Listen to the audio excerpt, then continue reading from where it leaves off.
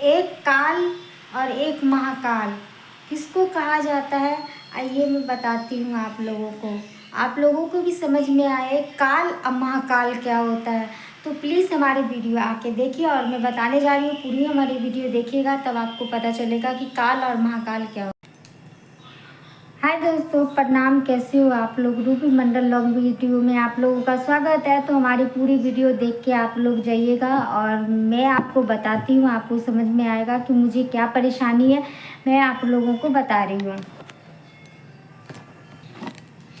दोस्तों मैं ये बताने जा रही हूँ कि मैं अपनी हस्बैंड के बारे में बता रही हूँ और मुझे ढेर सारा प्रॉब्लम है, इस बारे में भी बताने जा रही हूँ। तो दोस्तों आप लोगों को पता ही होगा कि मैं कितनी बार लॉन्ग वीडियो में बोल चुकी हूँ कि मेरे मम्मी पापा यहाँ नहीं है और इस दुनिया में नहीं है मेरे मम्मी पापा। तो भाई एक है मेरा, तो मैं अपनी भाई की सपोर्ट तो करूँगी ना दोस्तों। तो मैं अपनी भाई की मैंने अपना घर बना लिया था गाँव में, मेरा घर बन गया है और मेरा भाई का घर नहीं बना है। तो मेरा भाई का घर बनाने के लिए मेरे हस्बैंड ने गया था और सरकारी घर मिला था मेरे भाई का। तो मेरे हस्बैंड ने मेरे भाई का गया था घर बनाने के लिए। तो साहब बगल वाले लोग जो है लड़ाई झगड़ा हो रहा था, तो ज़मीन के लिए लड़ाई झगड़ा हो रहा था कि पीछे वाले बोल रहे थे रास्ता दे दो मुझे। तो मेरे भाई ने मना किया कि आप मुझे जितना ज़मीन दूंगी मैं आपके लिए रास्ता के लिए, उतना ज़मीन आप मुझे दो। उन्होंने बोला ज़मीन मुझे चाहिए रास्ता, पर मैं अपनी ज़मीन नहीं दूंगी। इस बात को लेकर के काफ़ी लड़ाई बहुत टाइम तक होता रहा। तो मेरे भाई के कोई नहीं है दोस्तों, मेरे भाई को कोई नहीं है। तो मेरे चाचा ही सपोर्ट करेंगे और हमारे हस्बैंड ही करेंगे, क्योंकि कोई है नहीं तो ऑलरेडी कौन करेंगे, दो ही व्यक्ति कर सकते हैं। तो दोस्तों क्या हुआ, मेरे भाई को ज़मीन के लिए लड़ाई झगड़ा बहुत ज़्यादा हो रहा था। तो मेरे पति ने कुछ गाली वगैरह दे दिया था और कुछ गुस्से में भी आ गए थे। उधर का भी लोग गुस्से हुए थे, मेरे हस्बैंड भी गुस्से हुए थे। मेरे हस्बैंड को कल 7 बजे शाम को किडनैप कर लिया गया था। 7 बजे शाम को 7 बजे 7:30 बजे शाम को मेरे देवर ने मेरे हस्बैंड को घर पे छोड़ा था।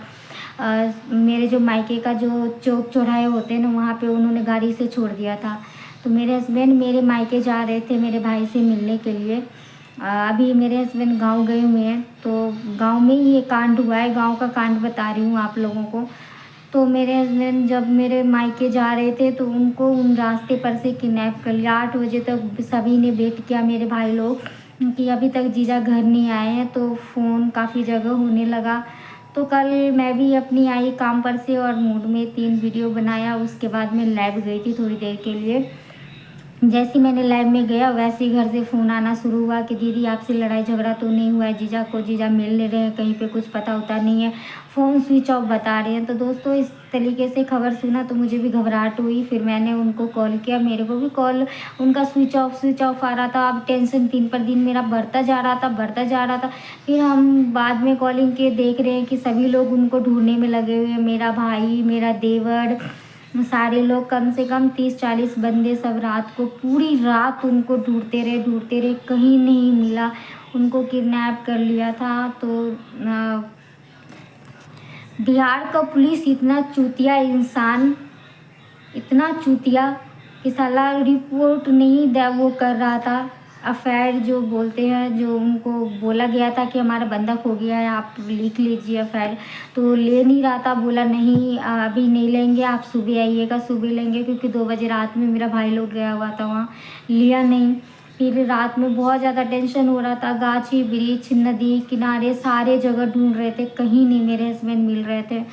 तो जाके सुबह में मिले हैं और इस वजह से थोड़ा परेशान हूँ। तो मैं वीडियो वगैरह नहीं डाल पा रही हूँ, ना लैब में जा पा रही हूँ, क्योंकि बहुत ज़्यादा टेंशन है घर की खबर को लेकर के।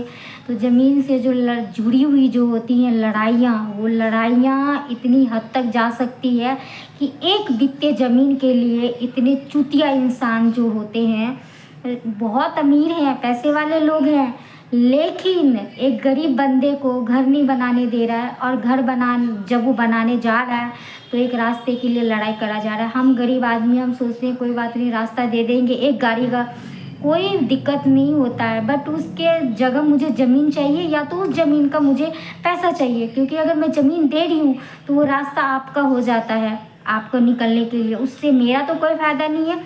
तो आप उनका पैसे दे दीजिए, वो पैसा नहीं दे रहा है। जब मैं पैसे मांग रही हूँ तो पैसे भी नहीं दे रहे हैं, ज़मीन भी उनको चाहिए। तो वो सोचता है कि डरा धमका के ना मैं ज़मीन किसी भी तरह से ले लूँ। अच्छी अच्छी मीठी मीठी बातें करते हैं और मेरे पति को अचानक से किडनैप करवाते हैं, धमकी दिया जाता है उसे कि तुम इस मैटर में ना पड़ो। आप लोग कमेंट बॉक्स में बताइए कि मेरे भाई का आगे पीछे का कोई नहीं है, मम्मी पापा, तो उसको कौन दे सकता है सपोर्ट के लिए? कौन सपोर्ट के लड़ेंगे? उनके सपोर्ट के लिए कौन लड़ाई करेगा? या तो मेरे चाचा लड़ेंगे या तो मेरे हस्बैंड लड़ेंगे, दो ही व्यक्ति लड़ सकते हैं उनके सपोर्ट में। तो इस चीज़ों के लिए खिलाफ बनता जा रहा है, तो मेरे घर में थोड़ा परेशानी हो रही है। कल के डेट में अगर मेरे फैमिली में किसी को कुछ होता है तो वही बंदा का नाम लिया जाएगा। अभी मैं कैमरा पे नाम नहीं रख ली हूँ, लेकिन अगर एक खरोच भी मेरा भाई के ऊपर आ गया और मेरे हस्बैंड के ऊपर आ गया तो क्या कहते उस बंदे को छोड़ेंगे नहीं और उस बंदे को बहुत अच्छे से बताएंगे। इसलिए ये बात मैं आप लोगों के बीच रख रही हूँ, क्योंकि बहुत ज़्यादा परेशान कर रहा है वो बंदा हम लोगों, मेरे भाई को घर नहीं बनाने दे रहा, बहुत ज़्यादा परेशान कर रहा है और इस वजह से बोल रही हूँ। और काल और महाकाल की बात बताऊँ, यहाँ अगर लोग नशा करते हैं गंदे गंदे तो कहते हैं कि वो चरसी है, वो सांसी है, तभी नशा करते हैं, लोग ऐसे वेम लगाते हैं। लेकिन हमारे जो गांव का बिहार का कहते हैं, बिहार का मैं भी हूँ, लेकिन बिहार बहुत घटिया जगह है। मैं आपको रियल बताऊँ तो बिहार के मैं भी हूँ, लेकिन बिहार का आज मैं बदनाम कर रही हूँ क्योंकि वहाँ की सरकार ना एक नंबर के चूतिया इंसान, सरकार भी चूतिया है वहाँ का।